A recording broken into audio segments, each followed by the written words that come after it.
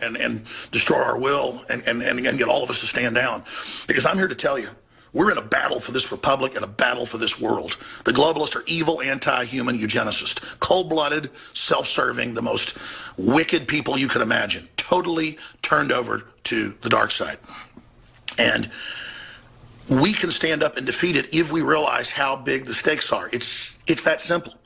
And Donald Trump, regardless of who he is, has caught that zeitgeist of nationalism. And that's why the controllers are so scared of him. And that's why there's a huge awakening happening around the world that he and all of us are only one small manifestation of. This is only the beginning. So I'm going to re-air this special report we did on how Donald Trump has helped take us over the zeitgeist, the tipping point against globalism, where now people see the worldwide shadow government for what it is and are now learning the details. That is the first major step in defeating the globalists. We're there. The education level is here. This is a very, very special moment. Stay with us. The establishment is in panic mode like it's never been before. In the last 24 hours, the New York Times, CNN, MSNBC, and many other establishment media outlets all came out and said, we're in panic mode. Donald Trump is channeling Alex Jones. Donald Trump's getting his worldview from Infowars.com. And any sort of conspiracy theory, anything from the 80s, the 90s, or even beyond, I think is just continuously stoking that fear. But this also just feels very narrowcast to me. I mean, this really is like, I really think, it's been amazing to watch this. I mean, you got Alex Jones, who I've been watching a lot recently. He's like the sort of main conspiracy theorist, the sort of probably the most popular in American life right now. You know, Roger Stone goes on that show every day. Right. There's this crazy vortex of all that stuff back from the 90s and Dan Burton firing a gun, you know, into a pumpkin or whatever the hell it was. All of that stuff, which has been simmering there forever and Drudge has stoked, is now sort of exploding through the channel of Trump. And part of the challenge, Michael, strikes. He's talking about the JFK assassination. He's talking about Clinton's killing people and rape. Oh my gosh, it's so terrible. It's so horrible. What do we do? Well, the majority of Americans know the government killed Kennedy. It's over 90% in polls.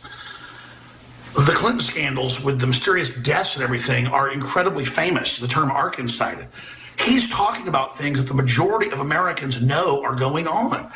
And what's happening is the facade of the mainstream media is falling, and they're figuring out the facade is falling because when they criticize Trump for talking about these things, he gets more popular. The tide has now officially turned. They keep trying to turn the tide back, and it's not working. Am I proud of the fact that they're saying, you know, Trump gets his worldview from Alex Jones? Yes, but that's not even true. My worldview of how the globalists operate in history is mainly off declassified documents, congressional hearings.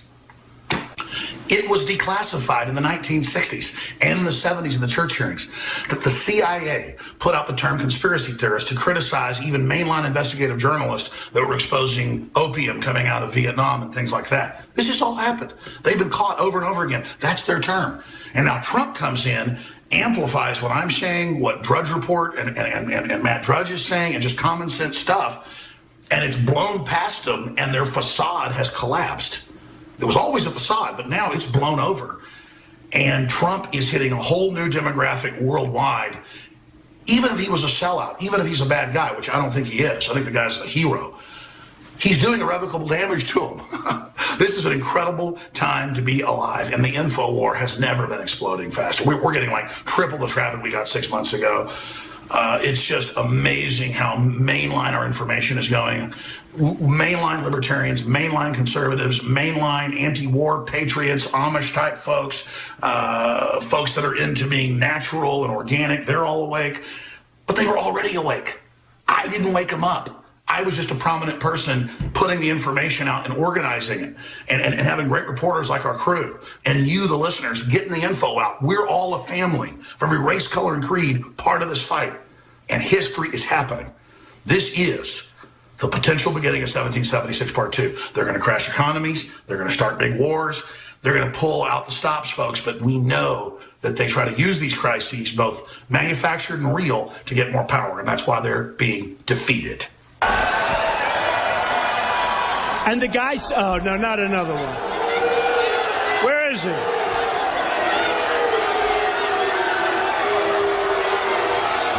How old is this kid? How old is this kid? Get out of here. Get out of here. Still wearing diapers. Look at this kid.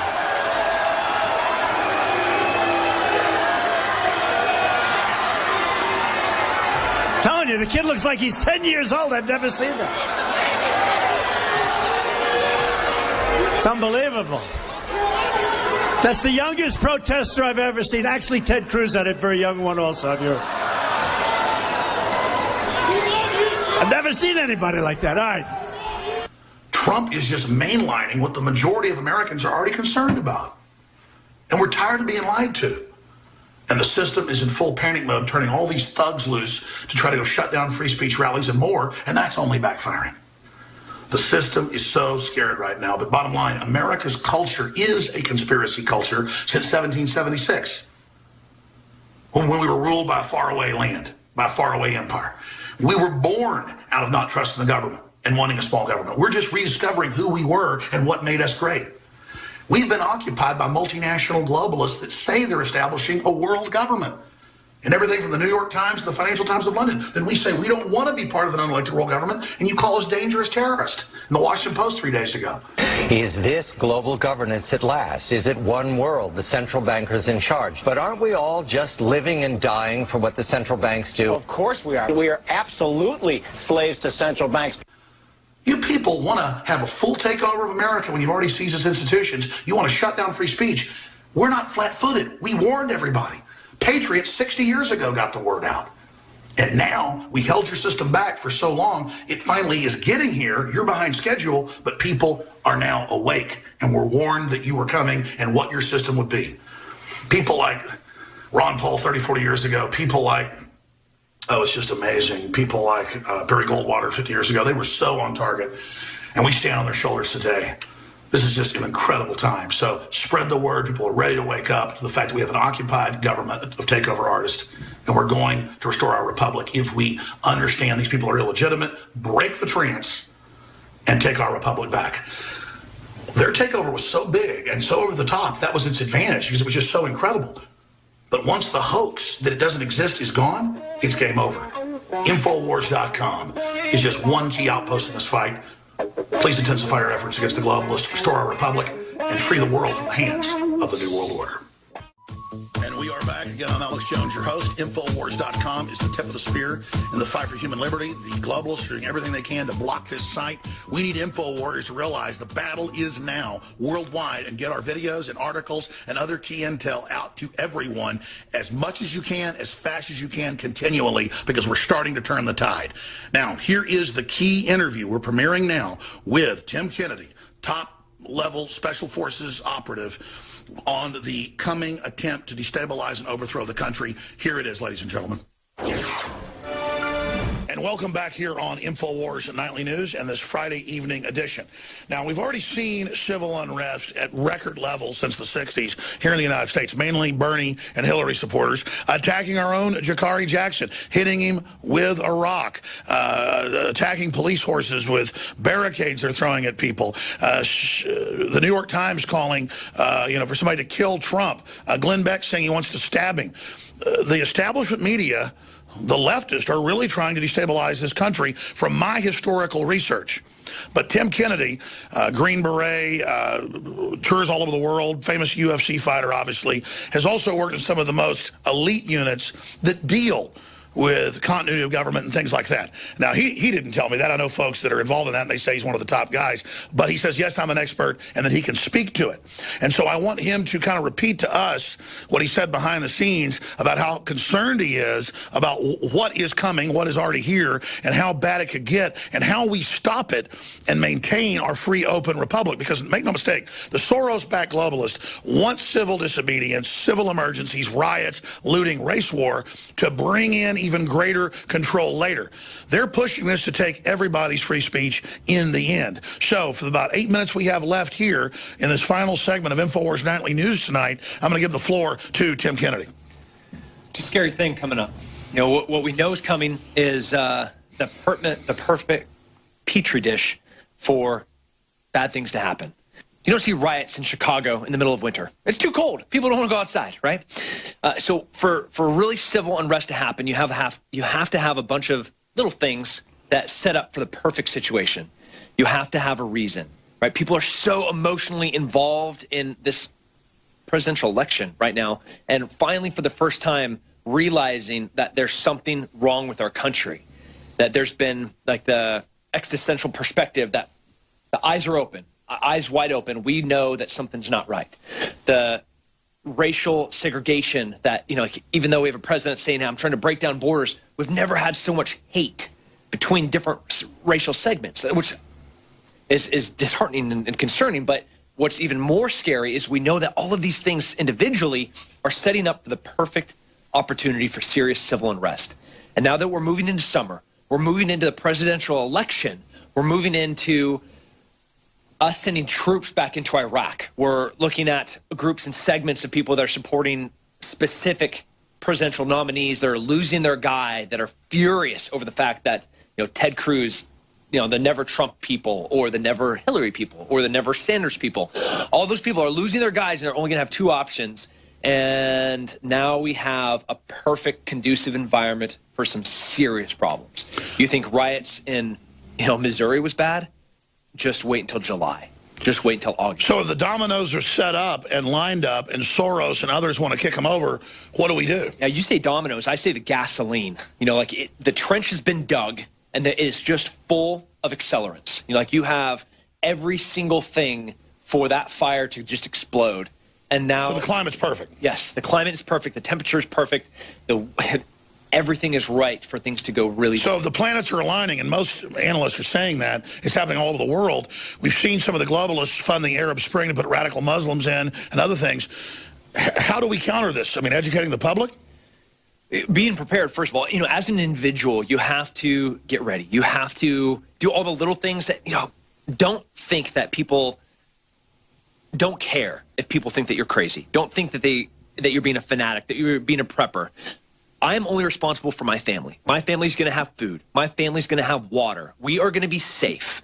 And if you think I'm crazy because I want to make sure my family's protected, fine, that's the way it is. But as an individual, you need to look and research about ways that you need to prepare for what would happen in whatever city you live in.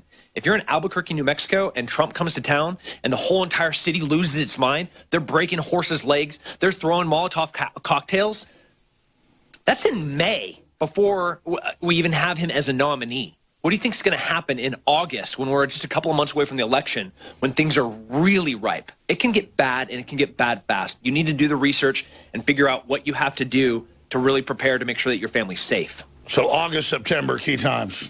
Yeah, July, August, September, all the way up into, you know, finally November. It's when it starts cooling off, people get a little bit, while their emotions get higher, because we're getting closer to an election, you know, like the temperature and the environment will maybe preclude people from getting out in the streets. Also, I see political solutions to this, letting Hillary Clinton, George Soros, Obama, and others who can't win political debates but want to try to throw the country into crisis. It's important to know that they've done this all over the world and to let them know and the public know that they're going to be held accountable. I mean, I think at a certain point when George Soros has spent, in just Ferguson alone, $35 million or $33 million trying to cause race war and attack on the police, I mean, it's clear that's sedition. And how long is this guy allowed to do this? I mean, I defend the First Amendment. I'm a constitutionalist, so are you, Tim. But at a certain point, when you've got some outsider trying to destabilize the country, that's criminal sabotage in my view. There's got to be some limit to this. I mean, if I went to Europe and if I had billions of dollars or some other country or region and tried to finance destabilization, people would come after me. Yeah, they'd hang you. If you walk into a movie theater and you scream fire, you go to jail. You know, you have committed a crime. Absolutely. And that is what they're doing on a micro scale into individual cities, into even states. And now nationally, they are inciting and encouraging racial wars and riots. It's like our worst nightmare has come to fruition. We are actually realizing that you put these people in front of a camera and give them a microphone, and they're enabling other people to hurt police officers, to go and stab and riot and everything that we're against as a nation. These people are encouraged. And it's the very same Peter Sutherland, George Soros, and others that are in Europe that have let 5 million, quote, refugees in that you've talked about. how big are these cells? How big is the danger of what's happened in Europe? Because, you know, here they use a bunch of leftist mobs and others brainwashed by the public school system.